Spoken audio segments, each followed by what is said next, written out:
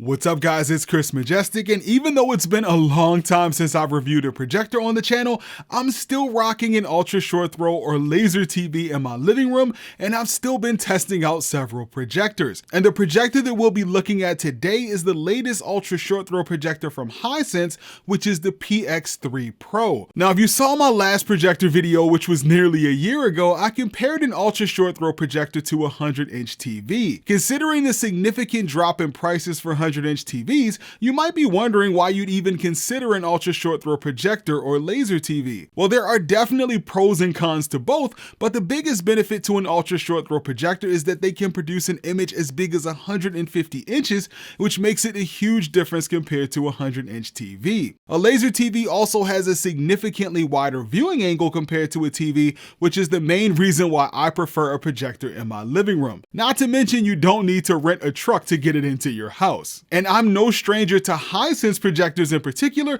as I've used several of them in my living room over the past few years, and when I saw the specs on the PX3-Pro, I couldn't wait to get my hands on it. Okay, so what is the PX3-Pro? Well, it's the successor to the older PX2-Pro, which was a great projector, but they've added even better optics and several new features. So the PX3-Pro is the first projector I've reviewed that claims to be IMAX enhanced. It's also the first ultra short throw projector designed for Xbox, which I'll talk about a little later in the gaming section. And it still has a triple laser light source, but produces up to 3000 lumens now instead of 2400, which is a pretty big deal. It also has a better native contrast, it supports Dolby Vision, it supports screen sizes from 80 inches all the way up to 150 inches, and it has a shorter throw ratio than the previous model, so it can produce a 100-inch screen from around 9 inches away. And it now comes with Google TV built right into the unit as opposed to Android TV, so there's no need for a dongle or separate streaming box. And my Team 3D guys will be happy to know that it sounds like Hisense has been listening, because the PX3-Pro comes with 3D support. And when it comes to design on the PX3-Pro, the first thing that stood out to me was definitely that it's much smaller than other triple laser projectors that I've seen from other brands, and this is definitely a good thing. Overall, I think it has a pretty cool design that's bold without being too assuming. The front has a mix of gray tones with a large speaker grille, and on the front corners is a pretty unique set of white power LED indicator lights that are lit when the unit is off. It has 4 adjustable feet on the bottom, which helps significantly when aiming the projector on the screen. On the right side, you'll find the power button as well as a USB port, and of course the ports are on the back. It comes with a 3.5mm headphone jack, another USB port, an Ethernet port, optical audio output, a service port, and 3 HDMI ports. 2 of the HDMI ports are HDMI 2.1 and one of them is HDMI 2.0. And when it comes to the operating system on this projector, I'd say that Google TV is definitely one of my favorite OSs. Not only is it laid out in a way that makes sense, but it's easy to navigate, and I didn't have much trouble finding the options I was looking for. The addition of Wi-Fi 6E is nice, and app performance was great on this as well. This might be one of the first times I can say that a separate streaming box wasn't really necessary. And what's nice is that you can access both the projector settings as well as the Google TV settings without using 2 completely confusing menu systems. And speaking of menus, this brings us to the voice remote. It connects to the projector via Bluetooth, but it also has infrared built in. It has a nice brushed metal design with a good amount of buttons, and most importantly, the buttons are backlit, so you don't have to hear me complain about using the remote in the dark. Alright, so moving on to picture quality, and even though it feels like I say this a lot with projector reviews, I was really blown away by this projector as soon as I put a movie on. Not only was it vivid with great color accuracy, but the very first thing I noticed was just how sharp the image was. I tested this using my 100-inch Spectra Vantage ambient light rejecting screen, and they worked perfectly together. Hisense definitely made some major improvements on the lens on this projector, as it has some of the best focus uniformity and clarity that I've seen from an ultra short throw. And I can definitely tell that the PX3-Pro is brighter than the PX1 and PX2-Pro. And when I did my own brightness measurements with this projector, I actually ended up getting brightness higher than what they claimed, which was around 33 to 3400 ANSI lumens. Now, it's not quite bright enough to use in a super bright room with a lot of sunlight, even with an ambient light rejecting screen, but it looks good with the curtains closed. I was also impressed with the color accuracy right out of the box. The white balance was good and the colors were more more than acceptable. And there's several picture modes with lots of calibration options if you're the type of person who likes to tweak things. I found that standard mode was actually the brightest and best looking mode during the day,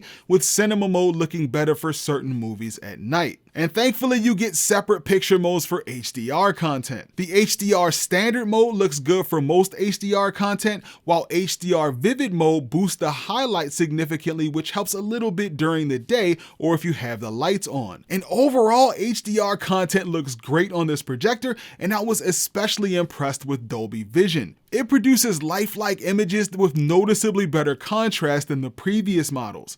Skin tones look natural, and I really didn't find the need to make any tweaks to get the color where I wanted it. And when it comes to black levels, I think this projector actually has some pretty decent black levels, especially when you consider how bright it is. Black levels usually suffer when you have a 3000 or higher lumen projector, but the PX3-Pro does a pretty good job of preserving shadow details while still keeping a pretty low floor when it comes to black levels. And considering it has a good contrast ratio and so many settings when it comes down to contrast, that might explain why HDR content looks so good on this projector. So as I mentioned earlier, the PX3-Pro claims to be the world's first designed for Xbox ultra short throw projector. So of course I connected my Xbox Series X up to it to see how it performed, and I'd say it didn't let me down. The sharpness and focus uniformity was immediately noticeable when gaming, as your eyes tend to move across the screen more when gaming compared to watching a movie.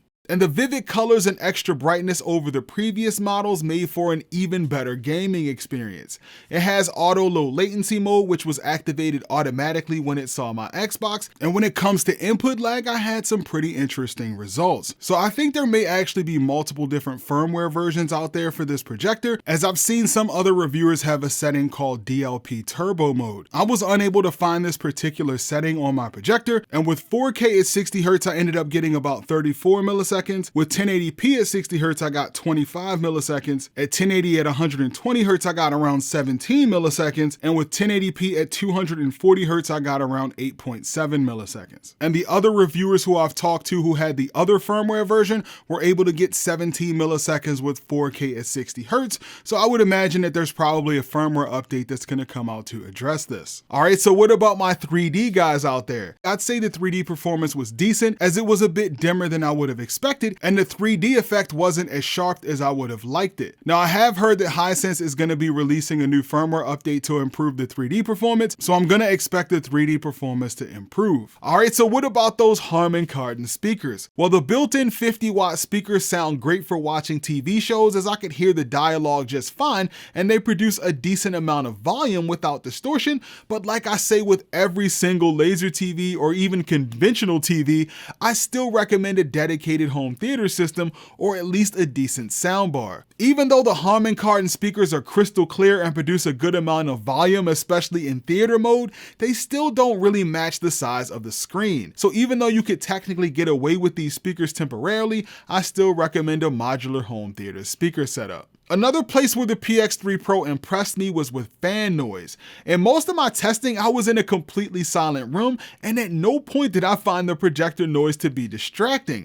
As a matter of fact, I barely noticed it at all, even though the laser brightness was cranked all the way up the entire time. Alright, so we've talked about all the good with the PX3-Pro, but like I always say, no projector is perfect, so what could be better? Well, overall, I was really impressed with the PX3-Pro, and I have very little negative things to say about it. Now, I did notice a very small amount of laser speckle with the Spectra Vantage screen that I'm using, but it's not really enough that I think it will bother most people. Another thing that I noticed with certain settings was a little bit of rainbow effect with this projector, and it seemed to be a bit more exaggerated with the high refresh mode enabled. But as long as I had that setting turned off while watching movies, I didn't notice much rainbow effect at all. Another thing that stood out to me was the brightness level of HDR content during the day.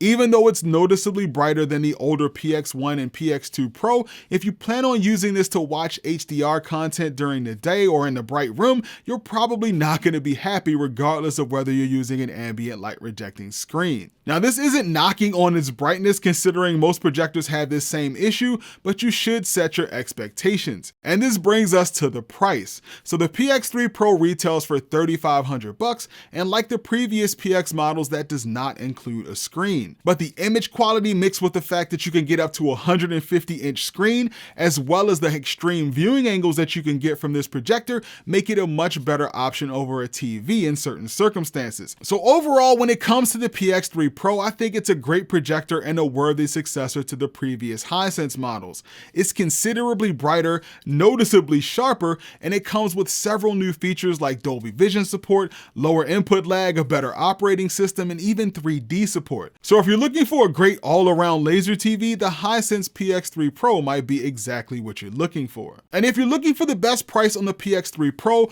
or a screen to go with it, or any other products that I mentioned in this video, be sure to use the links in the video description to our channel affiliate projectorscreen.com to make sure you're getting the best deal. And that's gonna pretty much do it for this video, guys. Hopefully you found it helpful. If you did, as always, go ahead and make sure you mash that like button for me. Don't forget to subscribe to the channel if you haven't already. And this weekend, I'm actually headed to the ultra short throw projector shootout video this year again with projectorscreen.com. So definitely make sure you subscribe to the channel so you don't miss out on my coverage of that event.